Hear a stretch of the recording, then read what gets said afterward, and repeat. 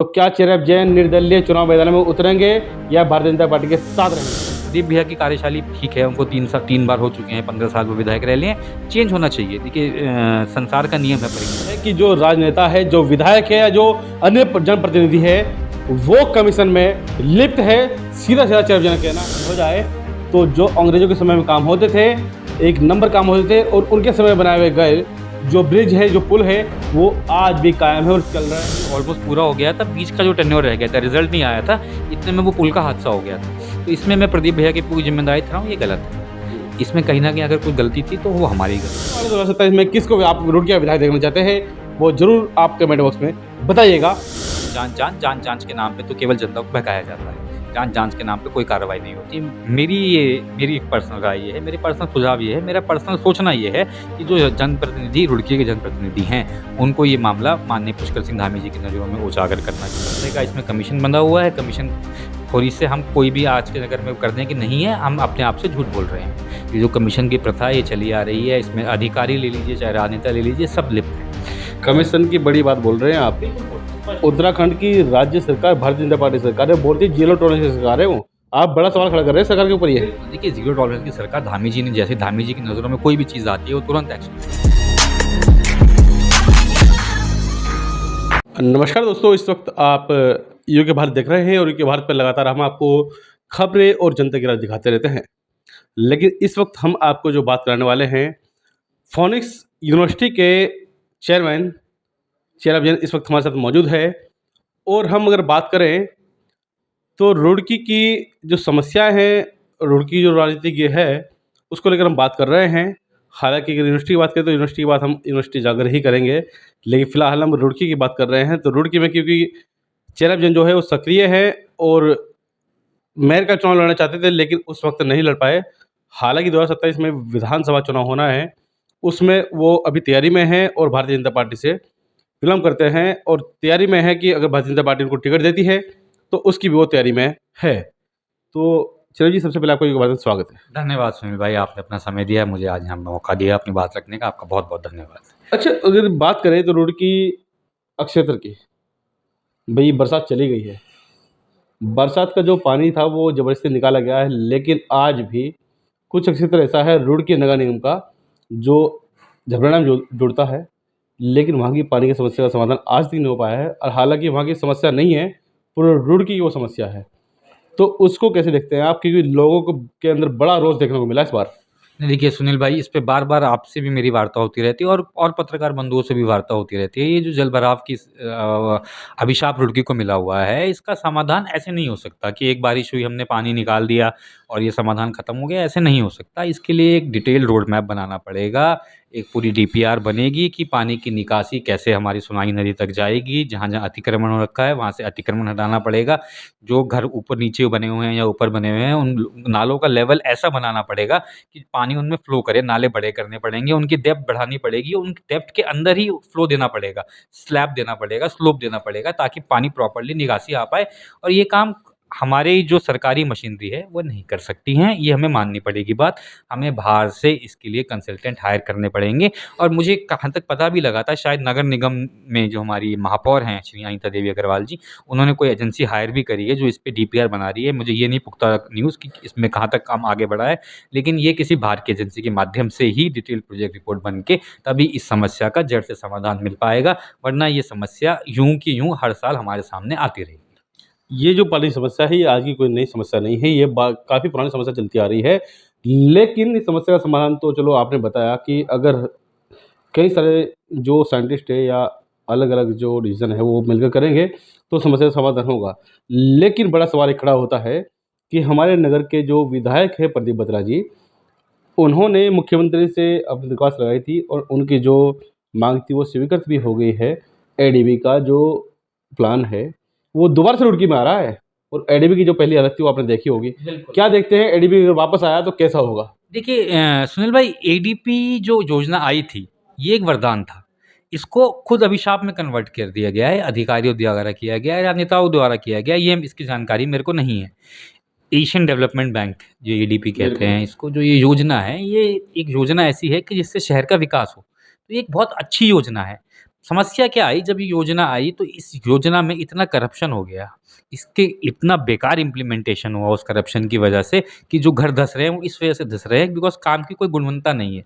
काम की गुणवत्ता क्यों नहीं है? क्योंकि ये ऐसे-ऐसे ठेकेदारों को काम अलॉट हो गया, हर बंदे का इसमें कमीशन बंधा हुआ है, कमीशन खोरी से हम कोई भी आज के नगर में कर दें कि नहीं है, हम अपने आप से झूठ बोल रहे हैं। ये जो कमीशन की प्रथा है ये चली आ रही है, इसमें अधिकारी ले लीजिए, चाहे राजनेता ले लीजिए, सब लिप्त हैं। कमीशन की बड़ी बात बोल रहे हैं आप। बिल्कुल बोल रहे हैं, स्पष्ट। उत्तराखंड की राज्य सरकार भारतीय जनता पार्टी सरकार है, बोलती है ज़ीरो टॉलरेंस की सरकार है वो। आप बड़ा सवाल खड़ा कर रहे हैं सरकार के ऊपर ये। बिल्कुल, देखिए ज़ीरो टॉलरेंस की सरकार धामी जी ने जैसे धामी जी की नज़रों में कोई भी चीज़ आती है, वो तुरंत एक्शन लेते हैं। लेकिन ये छोटी-छोटी सड़कें बन रही हैं, छोटी-छोटी नाली बन रही हैं, धामी जी हमारे यशस्वी मुख्यमंत्री हर जगह अपनी निगाह नहीं रख सकते। यहाँ के लिए उन्होंने जनप्रतिनिधि हैं, रुड़की के जनप्रतिनिधि, रुड़की के विधायक हैं, रुड़की के पार्षद हैं, रुड़की के महापौर हैं, ये सब जनप्रतिनिधि हैं जो एक तरीके से धामी जी के बल देते हैं। धामी जी के एक तरीके से शरीर का अंश हैं, वो देखते हैं कि क्या गलती हो रही है, तो धामी जी हर जगह नहीं पहुँच सकते, वो बिल्कुल ज़ीरो टॉलरेंस पे काम कर रहे हैं। लेकिन अगर नीचे की तरफ कहीं गड़बड़ी हो रही है, तो इसमें धामी जी को कुछ भी कहना ये गलत है। नीचे की तरफ बिल्कुल गड़बड़ी हो रही है, पहले भी एडीपी में गड़बड़ी हुई है, गड़बड़ी के कारण ही ऐसी दुर्दशा हुई है रुड़की की। और मेरा तो ये भी कहना है कि अब सेकंड टाइम योजना तो आ ही रही है, इसका इम्प्लीमेंटेशन तो प्रॉपर्ली हुई। साथ-साथ जो पहली योजना में जो गुनहगार अधिकारी या गुनहगार राजनेता हैं, उन पे सख्त से सख्त कार्रवाई भी हो, उन पे एफआईआर भी हो, उन पे एंटी करप्शन के चार्जेस भी लगें, ताकि आगे जब ये योजना आ रही है, तो इसमें इस प्रकार की कोई भी धालमेल ना हो पाए। एडीबी की अगर हम बात करें तो यहाँ पर जिन लोगों ने जिन इंजीनियरों ने यहाँ पर काम किया था, एडीबी का जो प्रोजेक्ट था वो अयोध्या के रामपथ में भी आया था।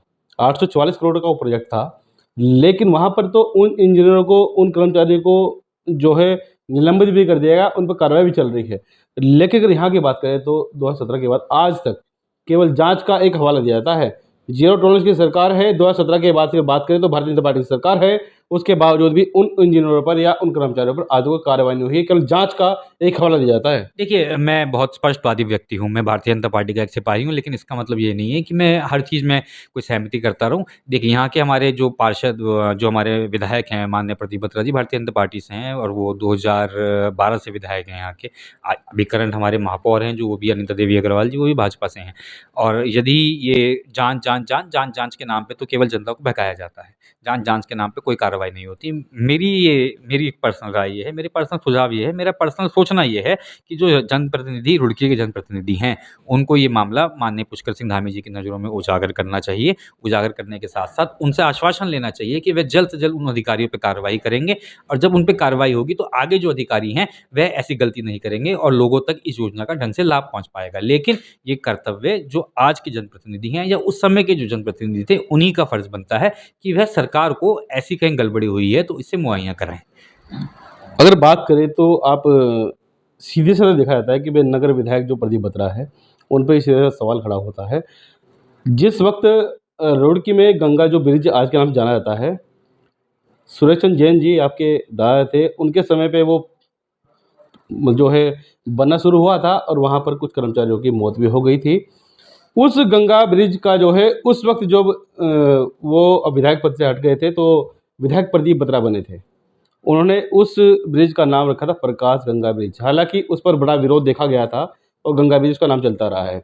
वो गंगा ब्रिज, उसके बाद पीर बाबा कॉलोनी का ब्रिज जो बना है, दोनों में बड़ी विडंबना देखी गई है।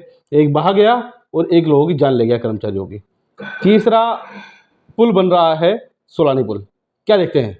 देखिए, जो आपने पहले पुल की जो बात करी है, वो मेरे बाबा जी उस समय विधायक थे, उन्हीं की उसमें बना था वो पुल और उसमें एक बिल्कुल हादसा हुआ जिसमें कुछ मज़दूरों की जान भी गई थी, बिल्कुल जो कि मतलब बहुत ही दयनीय था और हम उस समय में छोटे-छोटे बच्चे हुआ करते थे, मुझे याद है ये बात 2012 की बात है और विधायक जी हमारे बाबा जी जब विधायक थे, वो विधायक रहते पुल ऑलमोस्ट पूरा हो गया था, बीच का जो टेन्योर रह गया था, रिज़ल्ट नहीं आया था, इतने में वो पुल का हादसा हो गया था।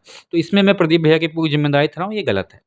इसमें कहीं न कहीं अगर कोई गलती थी तो वो हमारी गलती थी और लेकिन वो उसमें से जब पूरी जाँच हुई, सब कुछ पाया गया, तो ये पाया गया कि उसमें कोई इस प्रकार की गड़बड़ी नहीं थी। एक छोटी-सी कहीं न कहीं ठेकेदार द्वारा कुछ गड़बड़ी हो गई थी, जो भी अनइंटेंशनल थी। मैं बिल्कुल मानता हूँ इसमें कहीं जानों की लाभ हानि हुई उसको, उससे हम नहीं नकार सकते, अपनी ज़िम्मेदारी से पीछे नहीं हट सकते हम।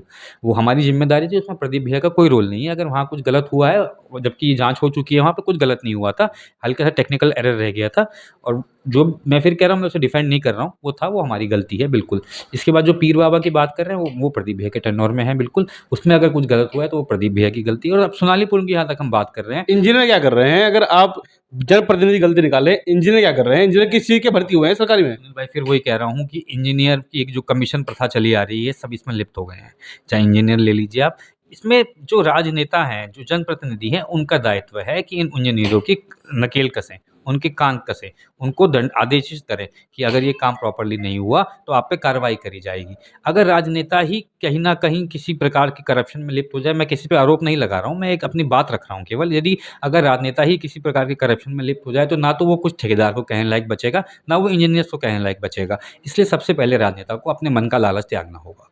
यानी कि क्या है कि जो राजनेता है, जो विधायक है या जो अन्य जनप्रतिनिधि है, वो कमीशन में लिप्त है, सीधा-सीधा चरमचरण कहना है। और अगर कहे तो अगर ये कमीशनखोरी बंद हो जाए, तो जो अंग्रेज़ों के समय में काम होते थे, एक नंबर काम होते थे और उनके समय में बनाए हुए गए जो ब्रिज है, जो पुल है, वो आज भी कायम है और चल रहे हैं। अगर बात करें रुड़की को शिक्षा नगरी के नाम से जाना जाता है। और अगर बात करें भाई नगर निगम में जो मेयर है, महापौर हैं, भारतीय जनता पार्टी के महापौर है। अभी आपने देखा होगा सोशल मीडिया पर दवा के चला है, बढ़िया वाला चला है कि सोशल मीडिया पर जो देखा गया है, नगर निगम की संपत्ति को नुकसान पहुँचाया गया है और वहाँ पर बर्थडे पार्टी मना रहे हैं। अरे बहुत बहुत बहुत देख के बहुत दुःख होता है, बहुत दुःख होता है सुनील भाई, ये सब मतलब क्या हो रहा है? आप वार्ड नंबर 1 के पार्षद ने, यहाँ तक मुझे याद है, उसकी परमिशन कराई गई थी। एक तो पहली बात तो पार्षद महोदय की गलती है कि आपने पार्षद ऐसी परमिशन कैसे करा दी? हो सकता है उनको भी भलेके में रखा गया हो, लेकिन वहाँ पोस्टर लगे, वहाँ सब कुछ हुआ। उस समय निगम का स्टाफ क्या कर रहा था? उस समय हमारे महापौर क्या कर रहे थे? और भारतीय जनता पार्टी के महापौर हैं, इसका मतलब ये नहीं है कि मैं उनकी गलत चीज़ को भी सही कहूँगा। गलत को गलत तो कहना पड़ेगा, तभी आप इंसान हैं। तभी आप एक ज़िम्मेदार नागरिक हैं, चाहे आप किसी भी पार्टी को हो, अगर आपकी पार्टी भी गलत कह रही है, उसको गलत तो कहना पड़ेगा। ये बिल्कुल एक गलती हुई है, बहुत बड़ी गलती हुई है और जो ये नुकसान हुआ है सरकारी संपत्ति का, जल्द से जल्द इन उन लोगों पे कार्रवाई होनी चाहिए, उनकी गिरफ्तारी होनी चाहिए और उनसे ही इस चीज़ की वसूली भी होनी चाहिए। और जिन अधिकारियों द्वारा ये नहीं देखा गया कि वहाँ पे क्या कार्यक्रम हो रहा है, उन अधिकारियों पे भी एक एक्शन लेना ज़रूरी है ताकि भविष्य में ऐसा काम ना हो। इस तरह कहते हो क्या कहेंगे? रुड़की को शिक्षा नगरी कहेंगे या अश्लीलता नगरी कहेंगे? नहीं, रुड़की एक शिक्षा नगरी है, छोटे-छोटे इंसिडेंट होते रहते हैं। देखिए, 2 त हर सिक्के के 2 पहलू हैं। या तो आप हर चीज़ को नकारात्मक तरीके से देख लीजिए या सकारात्मक तरीके से देख लीजिए। नकारात्मक चीज़ें हर जगह हैं, हमारे घरों में भी हैं, सब जगह हैं। आप उनको इग्नोर भी कर सकते हैं और अच्छाई की तरफ देख सकते हैं। आप ये भी देख सकते हैं कि कहीं कुछ गलत हुआ है, उसको हम सही करते हैं और आगे बढ़ते हैं। पूरे शहर को ही एक अश्लील नगरी कह देना, ये बहुत सरासर गलत है, सरासर बेईमानी है। ये एक शिक्षा नगरी है, आपसी भाईचारे की नगरी है, एक सुंदर नगरी है जहाँ पे हिंदू, मुसलमान सभी जाति, सभी धर्म, सभी लिंग के लोग आपस में प्यार-मोहब्बत से रहते हैं और ये प्यार-मोहब्बत यूँ ही बना रहेगा। जहाँ-जहाँ कहीं-कहीं कमियाँ हो रही हैं, वहाँ कमियों को दूर करें और आपके माध्यम से ये कमियाँ उजागर हों और जो जनप्रतिनिधि हैं, वो उसको दूर करें। बस जनप्रतिनिधियों को अपने मन के लालच को त्यागना होगा। ये मैं आपके माध्यम से आज बार-बार सब जनप्रतिनिधियों से रिक्वेस्ट करता हूँ कि अपने मन को जब तक आप लालच को नहीं त्यागेंगे, रुड़की का विकास नहीं हो सकता। 2027 बहुत दूर नहीं है। क्या चेयरअप जैन को अगर भारतीय जनता पार्टी टिकट नहीं देती है, तो क्या चेयरअप जैन निर्दलीय चुनाव मैदान में उतरेंगे या भारतीय जनता पार्टी के साथ रहेंगे? नहीं, सुनील भाई, अब मैं भारतीय जनता पार्टी का, मैं बताया, बचपन से झंडा उठा के घूमा हूँ और ना ही मेरा कोई, मैं अभी इतना बड़ा हो गया हूँ कि मैं पार्टी से कोई बड़ा हो जाऊँगा। 27 में पार्टी मुझे उम्मीद है कि शायद मुझे मौका देगी क्योंकि मेरा जो कार्यशैली है शायद वो पार्टी को अच्छी लगी है। मुझे, जहाँ तक मुझे उम्मीद है, प्रदीप भैया की कार्यशैली ठीक है, उनको 3 बार हो चुके हैं, 15 साल वो विधायक रह लिए हैं।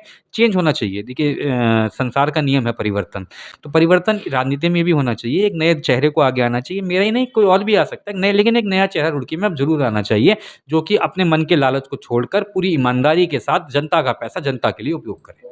सिटिंग विधायक का टिकट काटकर क्या लगता है कि भारतीय जनता पार्टी किसको देगी? नहीं, ये तो देखिए पार्टी डिसाइड करेगी, विनेबिलिटी देखिएगी, पार्टी विनेबिलिटी देखेगी, विनेबिलिटी के साथ-साथ ये देखेगी कि शहर का विकास कोई और कर सकता है और जो भी पार्टी का डिसीज़न होगा हमारे सर माथे पर है। तो आपने सुना चेयरअप जैन की सीधी बात यूँ के भारत पर। आप किस तरह देखते हैं? अपनी प्रतिक्रिया कमेंट बॉक्स में अवश्य दीजिएगा और आने वाले 2027 में किसको आप रुड़की का विधायक देखना चाहते हैं, वो ज़रूर आप कमेंट बॉक्स में बताइएगा। धन्यवाद।